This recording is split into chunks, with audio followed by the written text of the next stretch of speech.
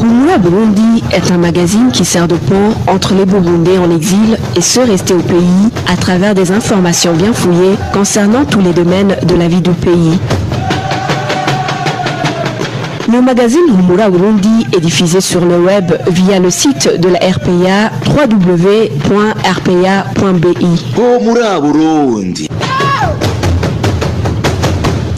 Merci de nous rester fidèles. Bonsoir et bienvenue à toutes et à tous dans le journal du magazine Humura Burundi de ce jeudi 16 mai 2019, dont voici les principaux titres.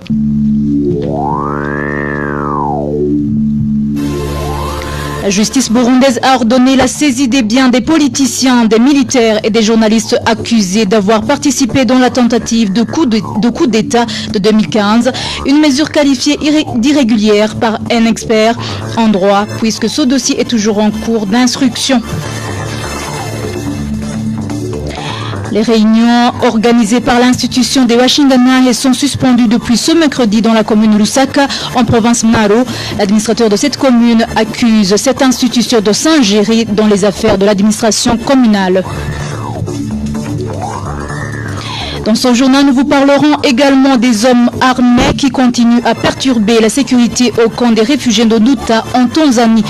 Voilà pour le sommaire. Vous suivez ce journal en direct sur la page Facebook de la RPA. À la présentation, Nadège Lakodze, à la cabine de son Fabrice Ndimurukundo. Encore une fois, bienvenue. Ouvrons ce journal par la page sécurité. L'ex-maire de la ville de Bujumbura, Evrard Giswaswa, se trouve dans un état critique. C'est suite aux coups et blessures lui infligés par des malfaiteurs non identifiés.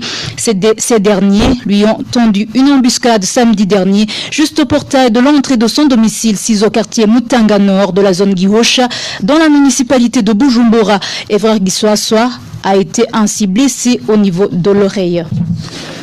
Et dans la nuit de ce mardi, Hassan Ruvakuki, ancien journaliste de la radio Bonesha et ancien correspondant de la radio France Internationale, section Swahili, a été grièvement blessé à coups de machette au niveau de la tête, de la mâchoire et du bras par des inconnus. Hassan Ruvakuki a été attaqué alors qu'il est rentré chez lui au quartier Kajaga, en commune Mutimbuzi de la province de Bujumbura. Ces personnes armées de machettes ont également volé l'argent et le téléphone portable de Ruvakuki après avoir également blessé sa sœur. Toujours en page sécurité, 5 membres du parti CNL ont été sérieusement tabassés par les Imbonerakure qui ont attaqué leur domicile sur la colline Kivoga de la commune Kilemba en province Ngozi. Au cours de cette attaque, une maison d'un membre de ce parti d'Agatongwassa a été détruite et pillée. Les détails avec Vicky Chris Nineletse. Les membres du parti CNL tabassés par les Imbonerakure dans la nuit de ce mercredi sont connus sous les noms d'Eric Sabiyedze, Josias Sebalaru Nyeretse, Jonas Ndaye Gamiye, Edmond Dikurio et Fabrice Elizumutima. Les Imbonerakure qui ont attaqué la colline Kivoga étaient très nombreux et étaient munis de gourdins, comme l'indique cet habitant de la commune Kiremba. Ces militants du CNR de la colline Kivoga indiquent qu'ils ont été attaqués par les Imbonerakure venant de deux zones d'Omusasa et Bugina munis de gourdins. Ils ont été sérieusement tabassés, puis les Imbonerakure ont volé des téléphones portables et une somme de 20 000 francs. Ils ont ensuite détruit la maison d'Eric Sabiyedze. Certains Imbonerakure qui ont mené l'attaque ont été identifiés selon cet habitant de Kivoga. Ces Imbonerakure étaient dirigés par Viateur Livuzimana, Berkimas Butoyi, Juvenal Sengiyumva, Isaïe Nkurikiye, Sylvestre Nzitunga. C'était vraiment une attaque préparée. Ces membres du parti CNL sont accusés de tenir une réunion non autorisée. Des allégations que ces fidèles d'Agatongwassa refutent catégoriquement. Pour le moment, tous les 5 membres du parti CNL tabassés sont incarcérés au cachot de la zone Gakere en commune Kiremba. Ils sont accusés de tenir une réunion non autorisée. Dans la soirée, ils ont été transférés au cachot de la zone Gakere. Nous sommes étonnés de voir des gens qui sont arrêtés pour un simple montage. Nous sommes sûrs que c'est un coup préparé depuis des jours. Le parti au pouvoir nous accuse de détourner ses membres. Stanislas Nyonzima, administrateur de la commune Kiremba, confirme que ces 5 membres du parti CNL sont incarcérés pour avoir tenu une réunion illégale. Toutefois, l'administrateur rejette les accusations portées contre les Imbonerakure. Ceux qui accusent les Imbonerakure d'avoir tabassé ces membres du parti CNL, volé et détruit leur maison, ont l'objectif de ternir leur image, ajoute l'administrateur de Kiremba. En page justice, la justice burundaise vient de prendre la décision de saisir les biens des journalistes, des politiques et des militaires qui sont soupçonnés d'avoir trempé dans la tentative de coup d'État de 2015. Dans une déclaration sortie ce mercredi, Agnès Bangilicenge, porte-parole de la Cour suprême, explique que les biens de ces personnes seront exploités par l'État en attendant l'arrêt de la Cour. Suivez Agnès Bangilicenge.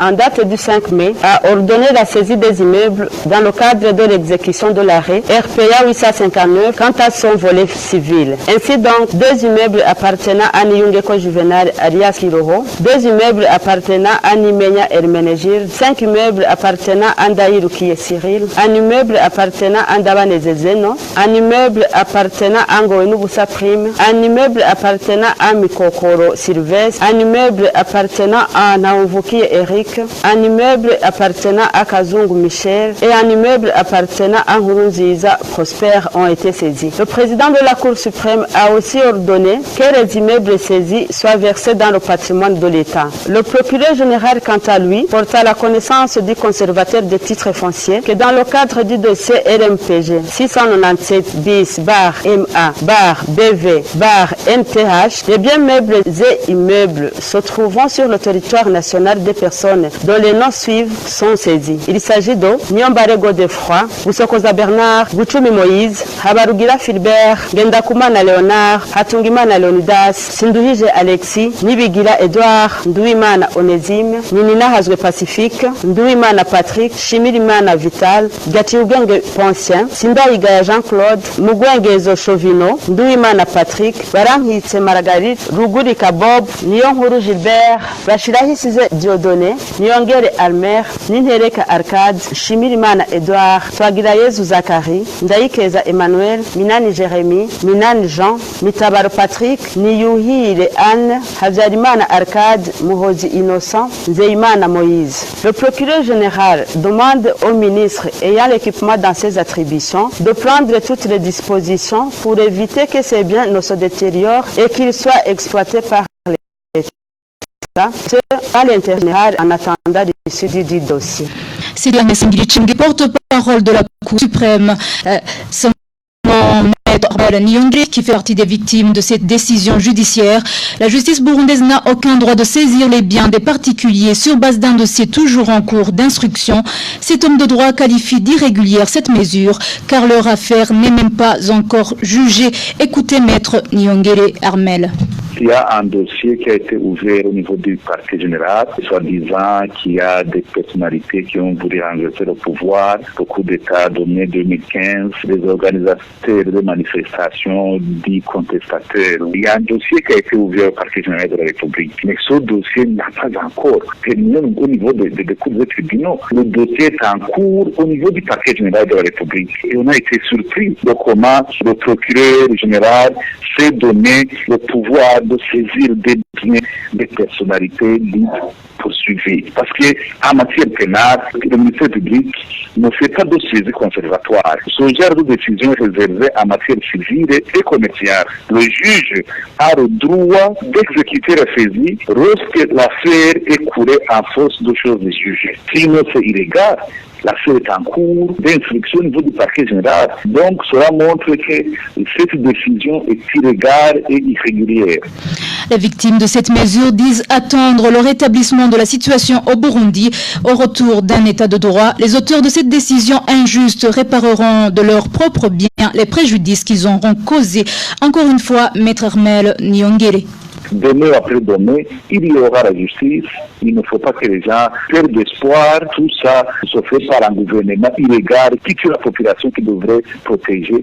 Les préjudices causés devraient être réparés par les personnalités qui ont pris la décision irrégulière et illégale. Notamment la ministre de la Justice qui a lancé ça. Il y a le procureur général de la République. Il y a le président de la Cour suprême. Sans oublier personnalités du pays, parce que c'est une décision de voir clarifier, organisée par soi-disant justice. Tout cela devrait être revu et ces personnalités qui ont pris la décision devraient être poursuivies et payer le préjudice causé. C'était Maître Armel Nyongere. Et en page droits de l'homme, le phénomène de viol à l'endroit des jeunes filles qui ne va pas disparaître tant que la milice Imbonerakure ne sera pas démantelée.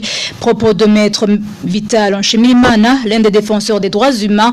Il réagit après que 2 enseignants, en même temps membres de la milice Imbonerakure des communes de Matana en province Bururi et Nyamurenza de la province Ngozi, aient été cités dans des actes de viol envers certaines de leurs élèves. Suivez plutôt Maître Vital Nshimirimana, le délégué général du Force.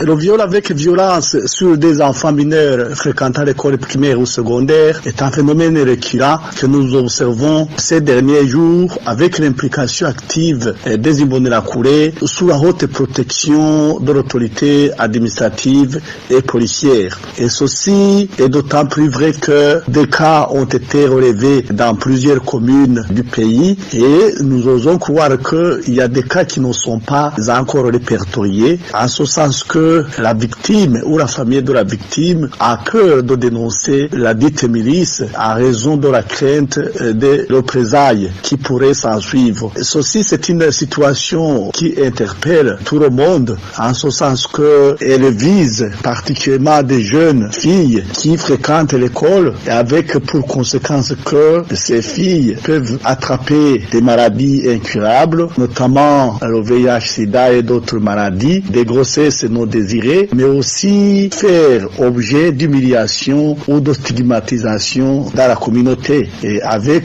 également pour conséquence que ces filles vont abandonner l'école. Cette situation ne devrait pas rester impunie, mais comme nous sommes dans une situation où c'est la milice Imbonerakure qui est devenue le noyau dur du régime, ce phénomène ne sera jamais puni. Très souvent, c'est un professeur qui commet le crime, mais il est directement protégé par l'autorité qui devrait le sanctionner. Et d'ailleurs, lorsque les autorités policières et judiciaires en sont informées, ils ne prennent pas de mesures pour engager des poursuites à l'encontre de ces jeunes miliciens. Ce qui veut dire que finalement, ce phénomène ne va pas disparaître tant que la milice Imbonerakure ne sera pas démantelée.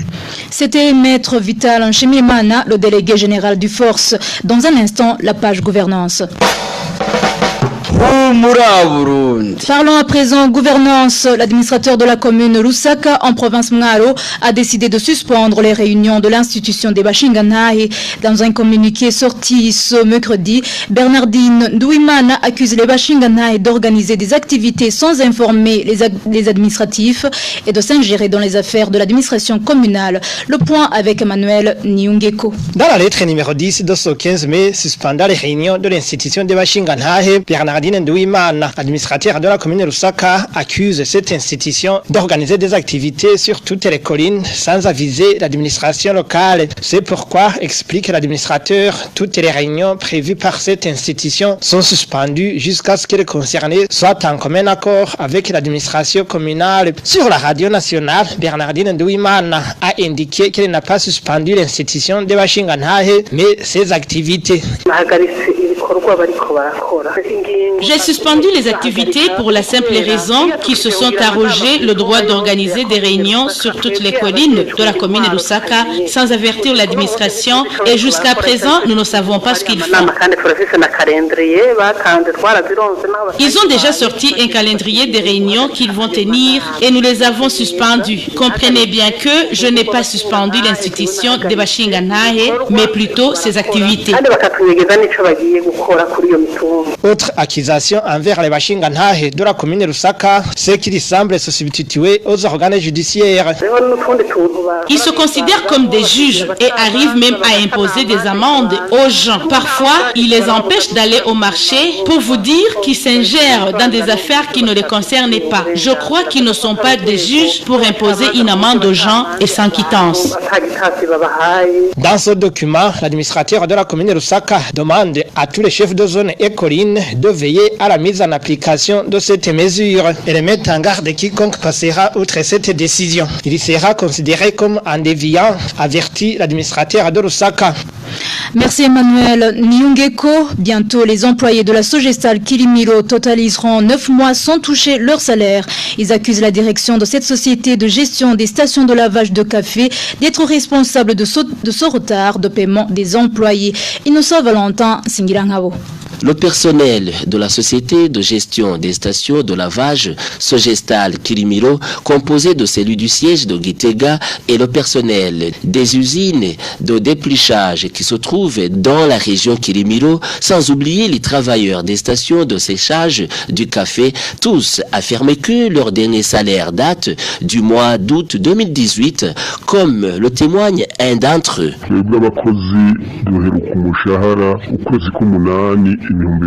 Nous avons touché notre dernier salaire au mois d'août 2018. Nous réclamons les arriérés sur salaire des mois de septembre, octobre, novembre et décembre 2018. Il s'y ajoute également les mois de janvier, février, mars, avril et ce mois en cours. Au total, ça fait 9 mois.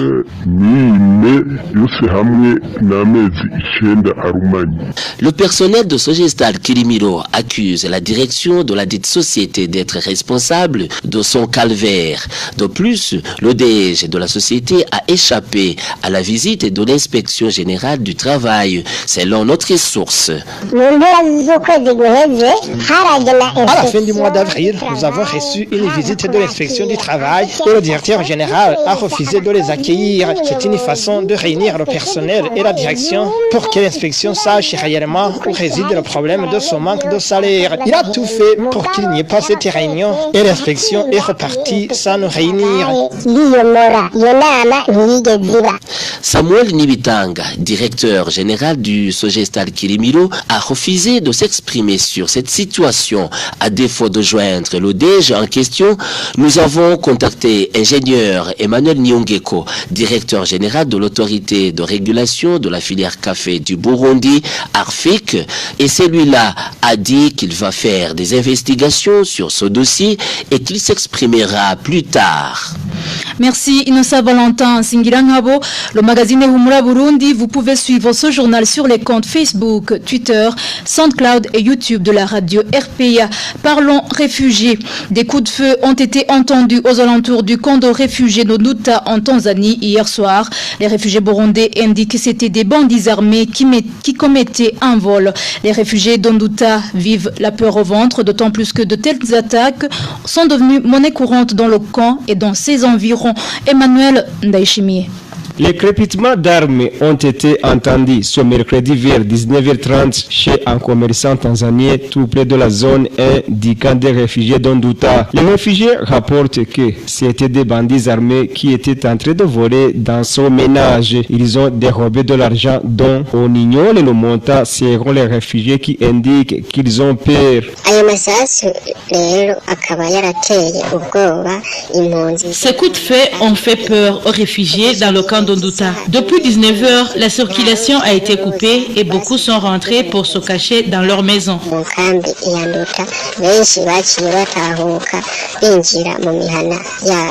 Les réfugiés d'Nduta s'inquiètent de ces attaques qui sont devenues monnaie courante dans ce camp. Depuis le dimanche dernier, 3 attaques des groupes armés ont été signalées. Elles ont été menées dans les zones 1, 3, 4 et 8. Ces réfugiés réclament le renforcement de leur sécurité.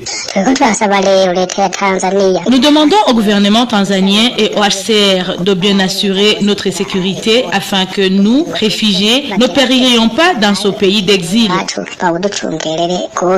Réagissant sur la publication de la RPA sur Twitter sur la dégradation de la sécurité en Nduta, le HCR en Tanzanie a souligné qu'il était au courant de l'incident et qu'il en assurait le suivi. Nous prenons notre mandat de protection très au sérieux, a conclu le HCR Tanzanie.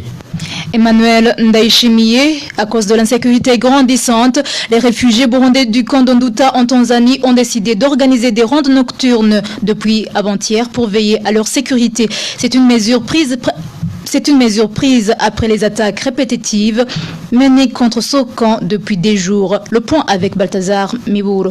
La mesure de faire des rondes nocturnes pour assurer la sécurité a été jusqu'ici adoptée par les réfugiés vivant dans 4 zones sur les 21 qui composent le camp d'Ondouta.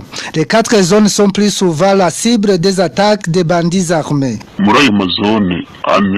Parmi les 4 zones, c'est uniquement la zone 1 qui est située sur la périphérie du camp. Le dénominateur commun entre cette zone et les 3 zones, c'est-à-dire la zone 3, la zone 5 et la zone 8, est le fait qu'ils sont tous habités par le plus grand nombre de commerçants et les personnels des ONG œuvrant au camp d'Ondouta. Ces hommes sont le plus souvent victimes des attaques, d'où la décision de ces habitants de faire des rondes nocturnes.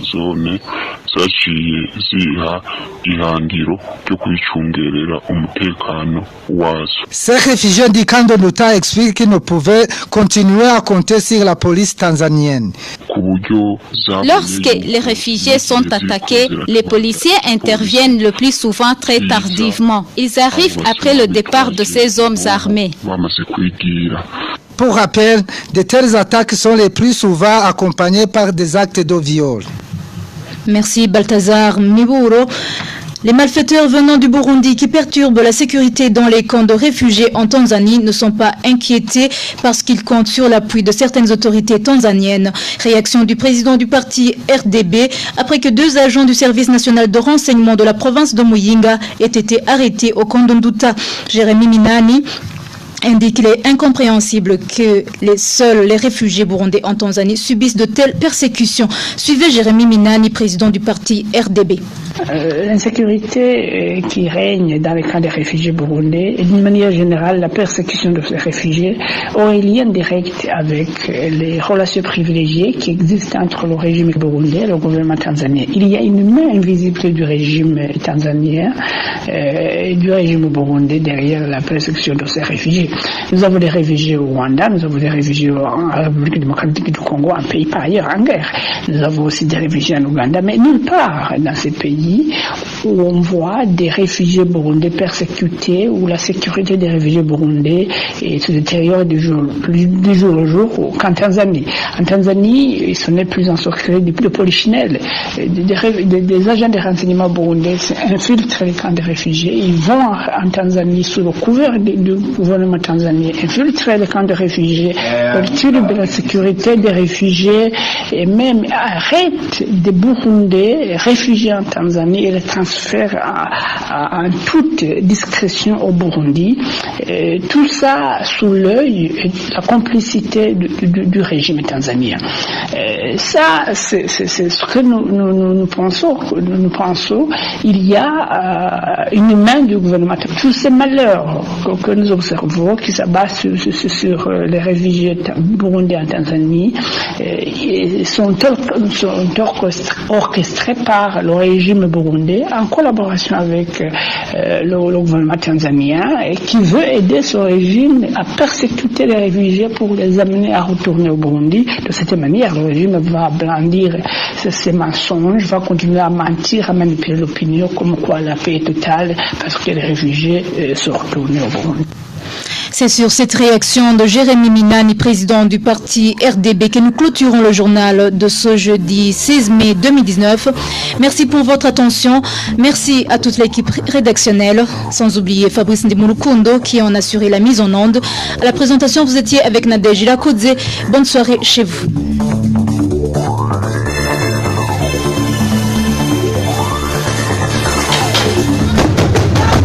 C'était le magazine Rumura Burundi. Un magazine comprend pour relier les Burundais en exil et c'est toujours au pays à travers une information de qualité.